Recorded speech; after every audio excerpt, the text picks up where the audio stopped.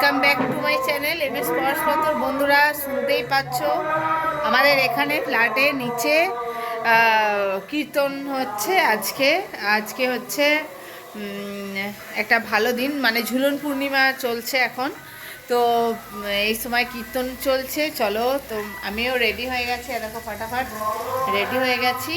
কীর্তনে এখন হচ্ছে ভাগবত পাঠ, আর এর পরে হবে কীর্তন। তো চলো, আর রাতে খাওয়া দাওয়াও আছে, তো সবটাই তোমাদের সঙ্গে শেয়ার করব। চলো বন্ধুরা, তোমাদেরকে সাথে নিয়ে যাই, আর তোমরাও দেখো কিছুটা তো আওয়াজ শোনা যাচ্ছে কিছুটা। চলো, আচ্ছা 21 টাকা আছে, 21 টাকা হবে, কারণ শুধু ভাগবত শুনতে নেই, এমনিতে তো চাঁদা দেওয়াই হয়েছে, আর 21 টাকা দিতে হবে। 1 টাকা দেবে। এটা কি কীর্তনের লোক পড়াচ্ছে? ও, এটা ভাগবত পাঠের লোক এসছে নাকি? ওই 2 টাকাই দাও। হ্যাঁ, অত কি। তো চলো বন্ধুরা, টাকা নিয়ে চললাম, তোমাদেরকেও দেখাবো। চলো, দরজাটা লাগিয়ে দাও, বলছি দরজাটা লাগিয়ে দাও। চলো, কি সুন্দর আমাদের এখানে হচ্ছে ভাগবত পাঠ। আর ভাগবত পাঠ সকল প্রাণীর কানে পৌঁছানো খুব দরকার। বন্ধুরা, এখন ভাগবত পাঠ শেষ হয়ে গেছে, এবার বসেছে কীর্তন। চলো তোমাদেরকে কীর্তনটাও দেখাই। ভাগবত হয়ে গেল, আমরা চা খেতে চলে এসেছিলাম বাড়িতে, পরে সিঁড়ি দিয়ে নামছি। চলো, কীর্তনটাও শুরু হয়ে গেছে, আওয়াজ পাচ্ছ নিশ্চয়ই সকলেই।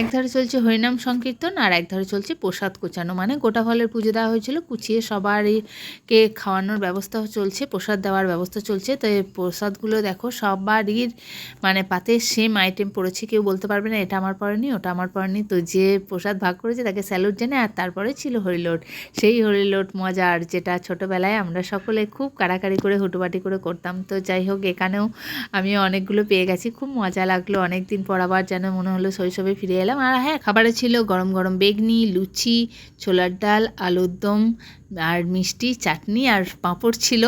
আর দেখো কচি কাঁচা আর বয়স্কদের আগে খাইয়ে দেওয়া হয়েছে, তারপরে আমরা বসেছিলাম, সবাই খুব মজা করে সেদিন কাটালাম। মাঝে মাঝে এমন হলে বেশ ভালোই লাগে, তাই না?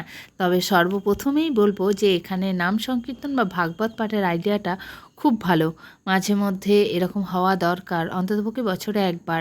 আর তারপরে আমাদের একঘেয়েমি জীবন থেকে কিছুটা রিলিফ, রান্না বাড়া থেকে রিলিফ, এই সমস্ত নিয়ে বেশ আনন্দেই কাটলো সন্ধেবেলাটা। সত্যি কচিকাচারাও অনেক অনেক মজা করেছে, তারাও পার্টিসিপেট করেছে। তোমাদের তো খাবার দাবারের আয়োজন দেখানোই হয়ে গেছে, চলো এবার খাওয়া দাওয়াটা সেরে নেওয়া যাক।